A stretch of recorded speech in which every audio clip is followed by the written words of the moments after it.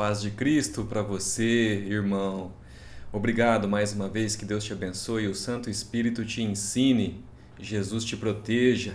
Mais um dia para lermos a palavra de Deus nesse excelente dia. Estamos separando mais uma vez alguns minutinhos para Deus, Ele merece, para Jesus Cristo. Sem nossas redes sociais, sem as séries preferidas, estamos investindo esse tempo que não vai voltar mais, mas é para Deus. Então vai ficar na eternidade com Ele. Deus te abençoe, uma ótima leitura. Continuaremos a carta aos Hebreus, capítulos 9 ao 13. Vamos concluir com 5 capítulos. Que você pegue os ensinamentos que Deus quer te mostrar nestes capítulos e pratique. Vamos lá, boa leitura. Capítulo 9. Ora, a primeira aliança também tinha preceitos de serviço sagrado e o seu santuário terrestre. Com efeito, foi preparado o tabernáculo, cuja parte anterior, onde estava o candeeiro e a mesa e a exposição dos pães, se chama o Santo Lugar. Por trás do segundo véu se encontrava o tabernáculo, que se chama o Santo dos Santos, ao qual pertencia um altar de ouro para o incenso e a arca da aliança totalmente coberta de ouro, na qual estava uma urna de ouro contendo o maná, o bordão de Arão que floresceu e as tábuas da aliança, e sobre ela os querubins de glória que com a sua sombra cobriam o propiciatório. Dessas coisas, todavia, não falaremos agora, pormenorizadamente. Ora, depois de tudo isso, assim preparado, continuamente entram no primeiro tabernáculo os sacerdotes para realizar os serviços sagrados. Mas no segundo, o sumo sacerdote, ele sozinho, uma vez por ano, não sem sangue, que oferece por si e pelos pecados de ignorância do povo, querendo com isto dar a entender o Espírito Santo que ainda o caminho do santo lugar não se manifestou, enquanto o primeiro tabernáculo continua erguido. É isto uma parábola para a época presente, e segundo esta se oferecem tanto dons como sacrifícios, embora estes, no tocante à consciência, sejam ineficazes para aperfeiçoar aquele que presta culto, os quais não passam de ordenanças da carne, baseadas somente em comidas e bebidas e diversas abluções, impostas até ao tempo oportuno de reforma. Quando, porém, veio Cristo como sumo sacerdote dos bens já realizados, mediante o maior e mais perfeito tabernáculo, não feito por mãos, quer dizer, não desta criação, não por meio de sangue de bodes e de bezerros, mas pelo seu próprio sangue, entrou no Santo dos Santos, uma vez por todas, tendo obtido eterna redenção. Portanto, se o sangue de bodes e de touros e a cinza de uma novilha, aspergidos sobre os contaminados, os santificam, quanto à purificação da carne, muito mais o sangue de Cristo, que pelo Espírito Eterno a si mesmo se ofereceu sem mácula a Deus, purificará a nossa consciência de obras mortas, para servirmos ao Deus vivo. Por isso mesmo, Ele é o mediador da nova aliança, a fim de que, intervindo a morte para a remissão das transgressões que havia sob a primeira aliança, recebam a promessa da eterna aliança, da eterna herança, aqueles que têm sido chamados.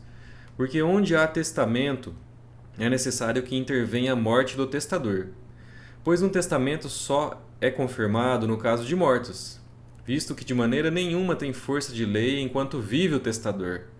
Pelo que nem a primeira aliança foi sancionada sem sangue, porque havendo Moisés proclamado todos os mandamentos segundo a lei a todo o povo, tomou o sangue dos bezerros e dos bodes com água e lã tinta de escarlate e hisopo, e aspergiu não só o próprio livro, como também sobre todo o povo, dizendo: Este é o sangue da aliança, a qual Deus prescreveu para vós outros.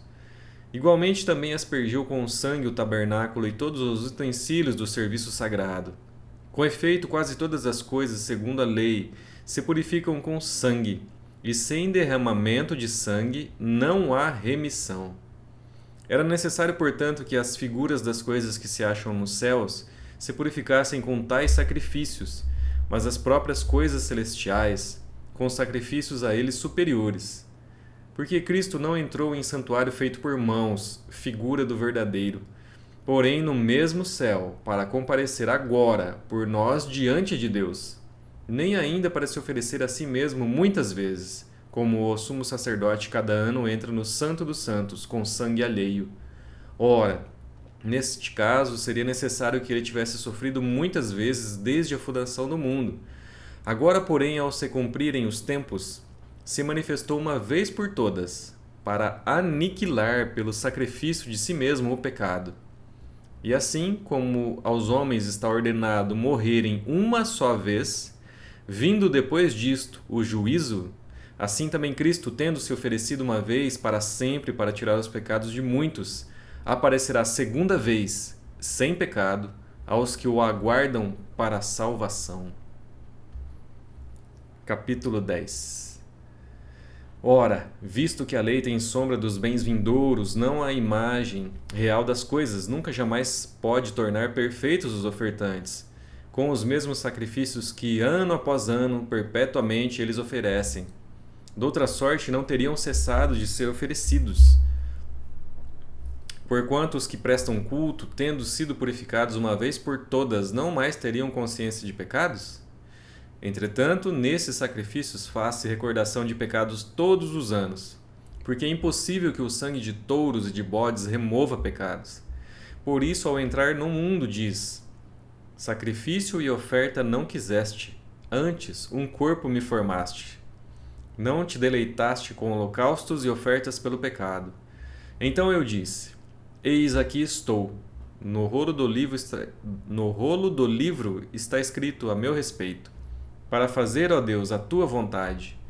Depois de dizer como acima: sacrifícios e ofertas não quiseste, nem holocaustos e oblações pelo pecado, nem com isto te deleitaste, coisas que se oferecem segundo a lei. Então acrescentou: eis aqui estou para fazer, ó Deus, a tua vontade. Remove o primeiro para estabelecer o segundo. Nessa vontade é que temos sido santificados mediante a oferta do corpo de Jesus Cristo, uma vez por todas. Ora, todo sacerdote se apresenta dia após dia a exercer o serviço sagrado e a oferecer muitas vezes os mesmos sacrifícios, que nunca jamais podem remover pecados. Jesus, porém, tendo oferecido, para sempre, um único sacrifício pelos pecados, assentou-se à destra de Deus, aguardando daí em diante até que os seus inimigos sejam postos por estrado dos seus pés. Porque com uma única oferta aperfeiçoou para sempre quantos estão sendo santificados. E disto nos dá testemunho também o Espírito Santo, porquanto, após ter dito: esta é a aliança que farei com eles. Depois daqueles dias, diz o Senhor, porém no seu coração as minhas leis, e sobre a sua mente as inscreverei. Acrescenta: também de nenhum modo me lembrarei dos seus pecados e das suas iniquidades para sempre. Ora, onde há remissão destes, já não há oferta pelo pecado. O privilégio. Tendo, pois, irmãos, intrepidez para entrar no Santo dos Santos, pelo sangue de Jesus, pelo novo e vivo caminho que ele nos consagrou pelo véu, isto é, pela sua carne, e tendo grande sacerdote sobre a casa de Deus, aproximemo-nos com sincero coração, em plena certeza de fé, tendo o coração purificado de má consciência e lavado o corpo com água pura. Guardemos firme a confissão da esperança sem vacilar, pois quem fez a promessa é fiel. Consideremo-nos também uns aos outros para nos estimularmos ao amor e às boas obras. Não deixemos de congregar-nos, como é costume de alguns. Antes façamos admoestações, e tanto mais quanto vedes que o dia se aproxima. Porque se vivermos deliberadamente em pecado, depois de termos recebido pleno conhecimento da verdade, já não resta sacrifício pelos pecados. Pelo contrário, certa expectação horrível de juízo e fogo vingador prestes a consumir os adversários. Sem misericórdia morre pelo depoimento de 2 ou 3 testemunhas quem tiver rejeitado a lei de Moisés. De quanto mais severo castigo julgais vós, será considerado digno aquele que calcou aos pés o Filho de Deus e profanou o sangue da aliança com o qual foi santificado e ultrajou o Espírito da graça? Ora, nós conhecemos aquele que disse: a mim pertence a vingança, eu retribuirei. E outra vez: o Senhor julgará o seu povo. Horrível coisa a cair nas mãos do Deus vivo. Lembrai-vos, porém, dos dias anteriores, em que, depois de iluminados, sustentastes grande luta e sofrimentos, ora expostos como espetáculo tanto de opróbrio quanto de tribulações, ora tornando-vos coparticipantes com aqueles que desse modo foram tratados. Porque não somente vos compadecestes dos encarcerados, como também aceitastes com alegria o espólio dos vossos bens, tendo ciência de possuirdes vós mesmos para patrimônio superior e durável. Não abandoneis, portanto, a vossa confiança. Ela tem grande galardão. Com efeito, tendes necessidade de perseverança para que, havendo feito a vontade de Deus, alcanceis a promessa. Porque ainda dentro de pouco tempo, aquele que vem virá e não tardará. Todavia, o meu justo viverá pela fé. E, se retroceder, nele não se compraz a minha alma. Nós, porém, não somos dos que retrocedem para a perdição. Somos, entretanto, da fé, para a conservação da alma. Capítulo 11. Ora, a fé é a certeza de coisas que se esperam, a convicção de fatos que não se veem, pois pela fé os antigos obtiveram bom testemunho. Pela fé entendemos que foi o universo formado pela palavra de Deus, de maneira que o visível veio a existir das coisas que não aparecem. Pela fé Abel ofereceu a Deus mais excelente sacrifício do que Caim, pelo qual obteve testemunho de ser justo, tendo a aprovação de Deus quanto às suas ofertas. Por meio dela, também mesmo depois de morto, ainda fala. Pela fé Enoque foi trasladado para não ver a morte. Não foi achado, porque Deus o trasladara. Pois antes da sua trasladação, obteve testemunho de haver agradado a Deus. De fato, sem fé é impossível agradar a Deus, porquanto é necessário que aquele que se aproxima de Deus creia que Ele existe e que se torna galardoador dos que o buscam. Pela fé, Noé, divinamente instruído acerca de acontecimentos que ainda não se viam, e sendo temente a Deus, aparelhou uma arca para a salvação de sua casa, pela qual condenou o mundo e se tornou herdeiro da justiça que vem da fé. Pela fé, Abraão, quando chamado, obedeceu, a fim de ir para um lugar que devia receber por herança, e partiu sem saber aonde ia. Pela fé, peregrinou na terra da promessa como em terra alheia, habitando em tendas com Isaque e Jacó, herdeiros com ele da mesma promessa, porque aguardava a cidade que tem fundamentos, da qual Deus é o arquiteto e edificador. Pela fé também a própria Sara recebeu o poder para ser mãe, não obstante o avançado de sua idade, pois teve por fiel aquele que lhe havia feito a promessa. Por isso também de um, aliás, já amortecido, saiu uma posteridade tão numerosa como as estrelas do céu e inumerável como a areia que está na praia do mar.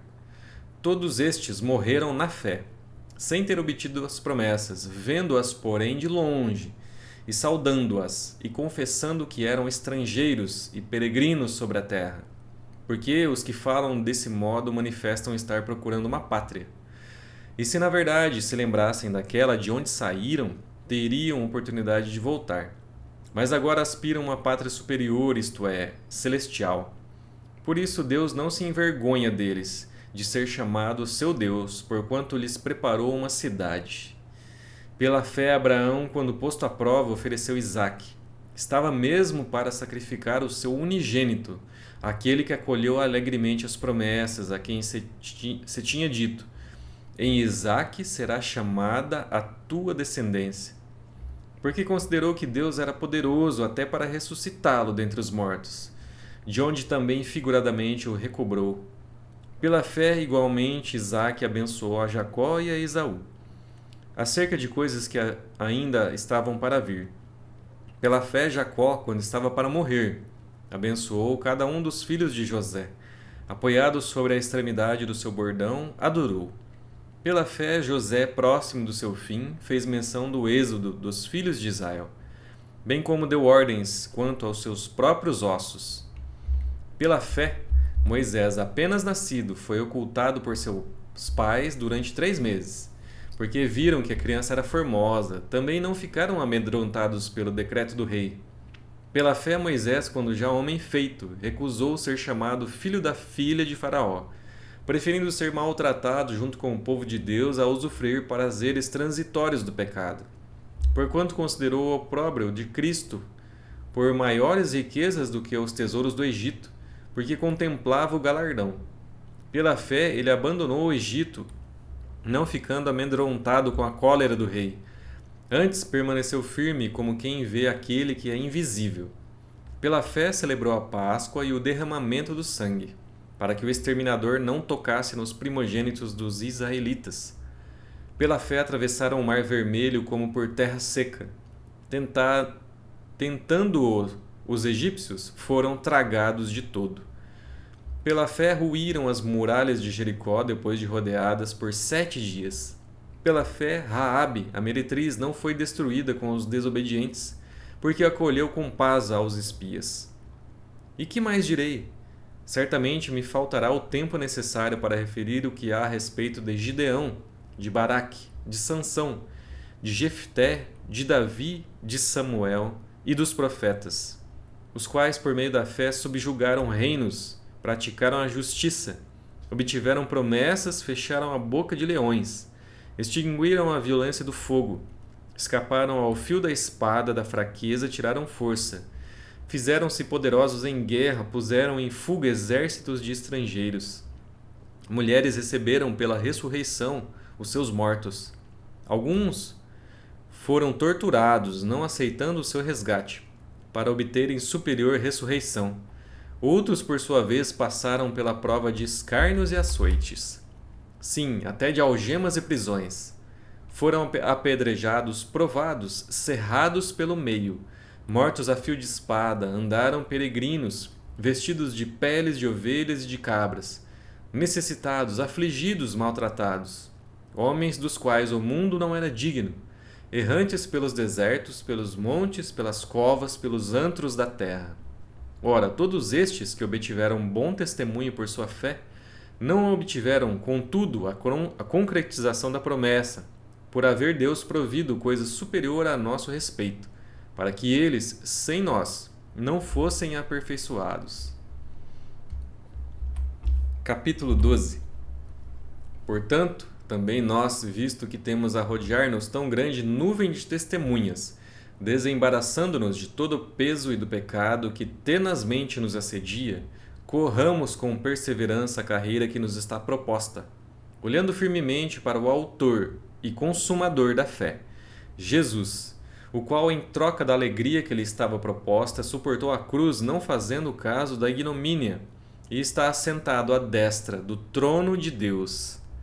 Considerai, pois, atentamente aquele que suportou tamanha oposição dos pecadores contra si mesmo, para que não vos fatigueis, desmaiando em vossa alma. Ora, na vossa luta contra o pecado ainda não tendes resistido até ao sangue, e estáis esquecidos da exortação que, como a filhos, discorre convosco.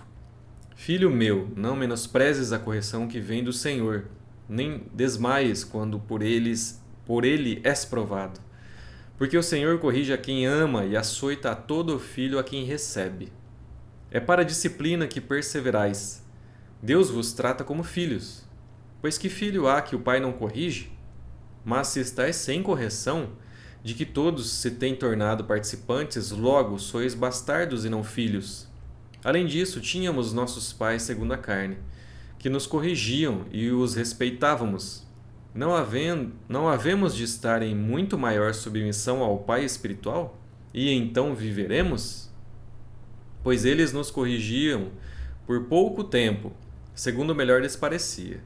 Deus, porém, nos disciplina para aproveitamento, a fim de sermos participantes da sua santidade. Toda disciplina com efeito, no momento, não parece ser motivo de alegria, mas de tristeza.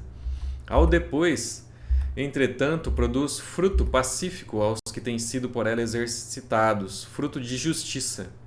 Por isso restabelecei as mãos descaídas e os joelhos trôpegos, e fazei caminhos retos para os pés, para que não se extravie o que é manco, antes seja curado.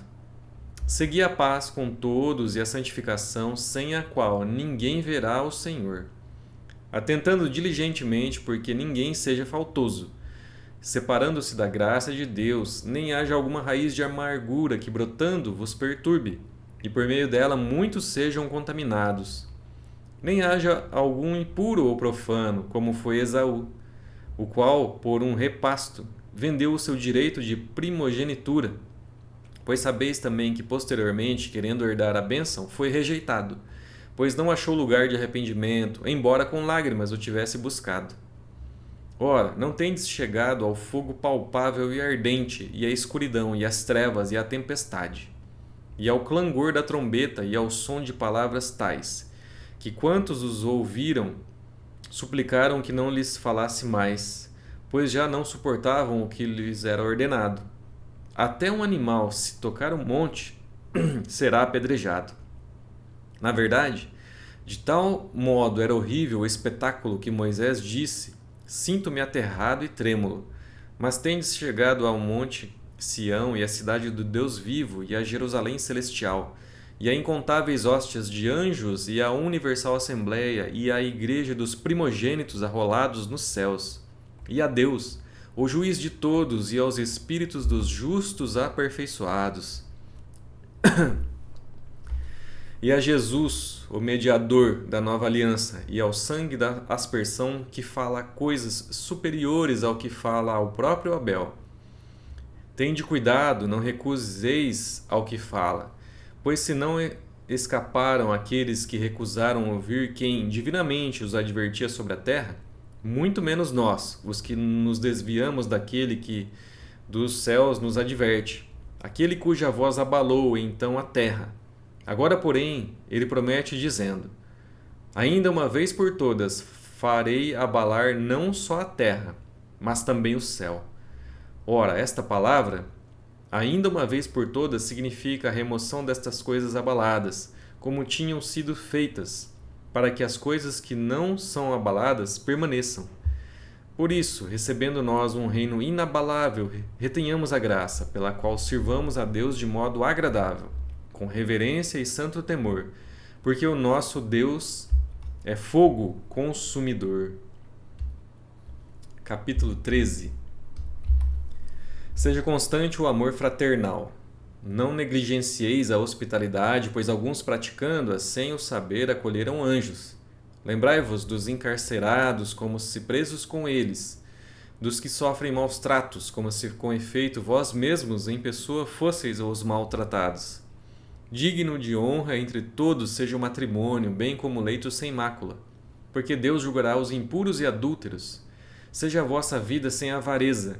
Contentai-vos com as coisas que tendes, porque ele tem dito: de maneira alguma te deixarei, nunca jamais te abandonarei. Assim afirmemos confiantemente: o Senhor é o meu auxílio, não temerei. Que me poderá fazer o homem? Lembrai-vos dos vossos guias, os quais vos pregaram a palavra de Deus, e considerando atentamente o fim da sua vida, imitai a fé que tiveram. Jesus Cristo, ontem e hoje, é o mesmo e o será para sempre. Não vos deixeis envolver por doutrinas várias e estranhas, porquanto o que vale é estar o coração confirmado com a graça e não com alimentos, pois nunca tiveram proveito os que com isto se preocuparam. Possuímos um altar do qual não têm direito de comer os que ministram no tabernáculo, pois aqueles animais cujo sangue é trazido para dentro do Santo dos Santos pelo sumo sacerdote, como oblação pelo pecado, têm o corpo queimado fora do acampamento. Por isso foi que também Jesus, para santificar o povo pelo seu próprio sangue, sofreu fora da porta. Saiamos, pois, a ele fora do arraial, levando o seu vitupério. Na verdade, não temos aqui cidade permanente, mas buscamos a que há de vir. Por meio de Jesus, pois, ofereçamos a Deus sempre sacrifício de louvor, que é o fruto de lábios que confessam o seu nome. Não negligencieis igualmente a prática do bem e a mútua cooperação, pois com tais sacrifícios Deus se compraz. Obedecei aos vossos guias e sede submissos para com eles, pois velam por vossa alma, como quem deve prestar contas, para que façam isto com alegria e não gemendo, porque isto não aproveita a vós outros. Orai por nós, pois estamos persuadidos de termos boa consciência, desejando em todas as coisas viver condignamente. Rogo-vos com muito empenho que assim façais, a fim de que eu vos seja restituído mais depressa. Ora, o Deus da paz, que tornou a trazer dentre os mortos a Jesus, nosso Senhor, o grande pastor das ovelhas, pelo sangue da eterna aliança, vos aperfeiçoe em todo bem para cumprirdes a sua vontade, operando em vós o que é agradável diante dele, por Jesus Cristo, a quem seja a glória para todos sempre. Amém. Rogo-vos ainda, irmãos, que suporteis a presente palavra de exortação, tanto mais quanto vos escrevi resumidamente. Notifico-vos que o irmão Timóteo foi posto em liberdade. Com ele, caso venha logo, vos verei. Saudai todos os vossos guias, bem como todos os santos. Os da Itália vos saúdam. A graça seja com todos vós. Graças a Deus, 5 capítulos, os 5 últimos, e concluímos a carta aos Hebreus. Espero que você tenha aprendido alguma lição do Senhor para a sua vida. E se Deus quiser, amanhã, mais uma vez, estaremos aqui para ler mais 4 capítulos da Palavra de Deus. Muito obrigado, Deus te abençoe e até lá!